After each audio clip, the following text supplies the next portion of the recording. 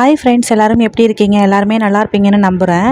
இன்றைக்கி நம்ம பார்க்க போகிற டாபிக் என்ன அப்படின்னா, ஒரு 20,000 ரூபாய் சேலரியில் 5 லட்ச ரூபா கடனை எப்படி நம்ம க்ளோஸ் பண்ணுறதுன்னு ஒரு சின்ன டிப் பார்க்கலாம்.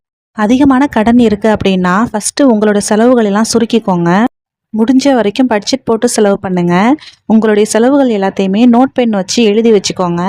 இது மூலமாக நீங்கள் எதில் அதிகமாக செலவு பண்ணுறீங்க, அது தேவையா தேவையில்லையாங்கிறத உங்களால் ஐடென்டிஃபை பண்ண முடியும். வாடகை வீட்டில் இருக்கீங்க அப்படின்னா உங்கள் சேலரியில் ஒரு பெரிய அமௌண்ட் வாடகைக்கே போயிடும். இதுவே சொந்த வீட்டில் இருக்கீங்க அப்படின்னா 10,000 ரூபாய்க்குள்ளே உங்களுடைய பட்ஜெட்லாம் பிளான் பண்ணிக்கோங்க. மீதி 10,000 ரூபாவை உங்களுடைய கடன் அடைக்கிறதுக்காக எடுத்து வச்சுக்கோங்க. அடுத்து உங்கள் கடனுக்கு எவ்வளோ இன்ட்ரெஸ்ட் பே பண்ணுறீங்கன்னு பாருங்கள். வட்டி கம்மினா பேங்க்கில் வைக்கிற ஜுவல் லோனுக்கு தான் வட்டி கம்மியாக இருக்கும். 9% கிட்ட போடுவாங்க. இதுவே நீங்கள் ப்ரைவேட்டில் வச்சுருந்தீங்கன்னா அதுக்கெலாம் கூட போடுவாங்க. பர்சனல் லோனாக இருந்தாலும் ஒரு 16% கிட்ட இன்ட்ரெஸ்ட் போடுவாங்க. அதிகமான வட்டிக்கு நீங்கள் கடன் வாங்கியிருக்கீங்க அப்படின்னா ஜுவல் இருந்தால் ஜுவல்லை வச்சு அந்த கடனை நீங்கள் க்ளோஸ் பண்ணிடுங்க. நீங்கள் கட்டுற கடனை ஜுவல் லோனுக்கு கட்டிட்டு வாங்க. இது எதுக்காக சொல்கிறேன்னா, அதில் வட்டி கட்டுற காசை இதில் பிரின்சிபல் அமௌண்ட்டுக்கு கட்டினோம்னா நம்மளால் சீக்கிரமாகவே கடனை குறைக்க முடியும். இப்போது எக்ஸாம்பிளுக்கு பேங்க்கில் வச்சுருக்கிற 5 லட்ச ரூபா கோல்டு லோனை எப்படி க்ளோஸ் பண்ணுறதுன்னு பார்க்கலாம். கவர்மெண்ட் பேங்க்கில் வச்சுருந்தீங்கன்னா 9% கிட்ட இன்ட்ரெஸ்ட் போடுவாங்க. இதுவே ப்ரைவேட்டில் வச்சுருந்தீங்க அப்படின்னா கூட போடுவாங்க. அதுக்கு தான் நான் முதலே சொல்லியிருந்தேன், ப்ரைவேட் பேங்க்கில் இருந்துச்சுன்னா அதை வந்து கவர்மெண்ட் பேங்க்கு வைங்க அப்படின்னு சொல்லியிருந்தேன். 9% இன்ட்ரெஸ்ட்னா ஒரு வருஷத்துக்கு 45,000 ரூபா நம்ம இன்ட்ரெஸ்ட் மட்டுமே பே பண்ண வேண்டியிருக்கும். ஒரு மாதத்துக்கு பார்த்தீங்கன்னா 3,750 ரூபா பே பண்ண வேண்டியிருக்கும். நம்ம பட்ஜெட்லாம் போட்டு நகை கடனுக்காக நாம் ஒதுக்கின அமௌண்ட் எவ்வளோன்னு பார்த்தீங்கன்னா 10,000 ரூபாய். அந்த 10,000 ரூபாய் மாதம் நீங்கள் பே பண்ணிடுங்க.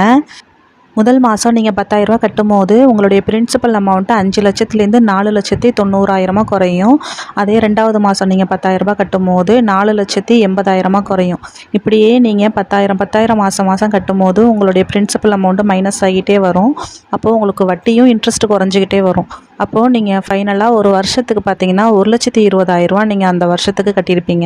இதே மாதிரி ஒரு 4 வருஷம் தொடர்ந்து நீங்கள் கட்டிக்கிட்டே வந்தீங்க அப்படின்னா 5 வருஷத்தில் உங்களுடைய நகையை மீட்டு வீட்டுக்கு கொண்டு வந்துடலாம். கோல்டு விலை இன்க்ரீஸ் ஆகிருந்துச்சுன்னா எக்ஸ்ட்ரா நீங்கள் கேஷ் வாங்கிக்கிறீங்களான்னு கேட்பாங்க. அப்படி நீங்கள் வாங்கினீங்கன்னா மறுபடியும் உங்களுக்கு இன்ட்ரெஸ்ட் கூடும். அதையும் நீங்கள் சேர்த்து கட்டிக்கிட்டு வரணும். தயவு செஞ்சு அந்த தப்பை மட்டும் பண்ணிடாதீங்க. என்னோடய கோல்டு லோனையும் நான் இப்படி தான் கொஞ்சம் கொஞ்சமாக காசு கட்டி மீட்டேன். அந்த டிப்ஸை தான் உங்ககிட்டையும் நான் ஷேர் பண்ணியிருக்கிறேன். என்னோடய கோல்டு லோன் பார்த்தீங்கன்னா நான் காசுலாம் கட்டி போக இப்போ 1 லட்ச ரூபா பேலன்ஸ் இருக்குது. அதில் என்னோடய 5 பவுன் நகை மாட்டிக்கிட்டு இருக்குது. நான் என்கிட்ட காசு வாங்கிக்கிறீங்களான்னு கேட்டாங்க. நான் வேணான்னு சொல்லிட்டேன். ஏன்னா என்கிட்ட இருக்கிற நகையை மீட்டு கொண்டு வந்தால் போதுங்கிற மைண்ட் தாட் தான் இப்போதைக்கு எனக்கு இருக்குது. நான் எக்ஸ்ட்ரா காசு வாங்கிக்கிற ஐடியாலலாம் இல்லை. உங்களோட லோனையும் ப்ராப்பராக பிளான் பண்ணி இதே மாதிரி கட்டி முடிங்க. கண்டிப்பாக எல்லாருமே விரும்புகிறது அந்த வாழ்க்கையை தான். நம்ம எல்லாருமே கடன் இல்லாத ஒரு லைஃப்பை தான் வாழணும்னு ஆசைப்பட்றோம்.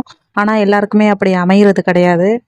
கண்டிப்பாக எல்லாருமே இந்த கஷ்டத்துலேருந்து வெளியில் வரணும்னு நான் ப்ரே பண்ணிக்கிறேன். இந்த வீடியோ பிடிச்சிருந்துச்சுன்னா லைக் பண்ணி உங்கள் ஃப்ரெண்ட்ஸுக்கு ஷேர் பண்ணுங்கள். மறக்காமல் நம்ம சேனலை சப்ஸ்கிரைப் பண்ணிவிட்டு பாருங்கள். தேங்க்ஸ் ஃபார் வாட்சிங்.